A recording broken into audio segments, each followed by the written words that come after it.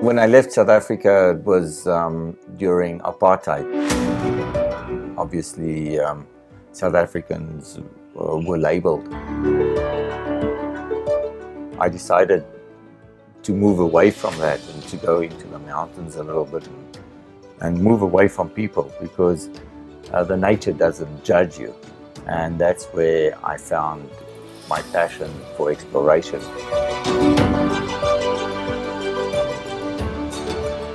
Alberta really didn't disappoint me.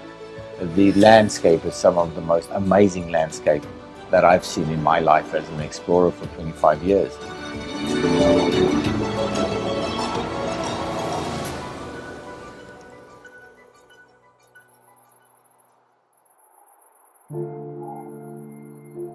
You know, the Pole2Pole expedition, I was supposed to do it last year, and unfortunately my wife Kathy passed away last year.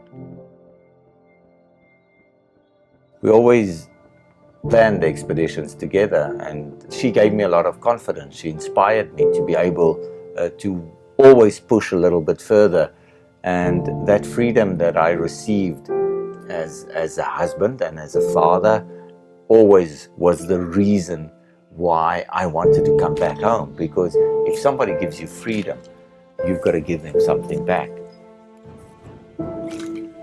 And that's the promise that I always made her, that I won't push her too far. Without her, I wouldn't have done anything in my life, simply because she was the pillar of support. I had a little bit of a chat with my girls, and they said, you know, you guys planned this together. You should go out there and do it. You know how to do it, and do it in her honor.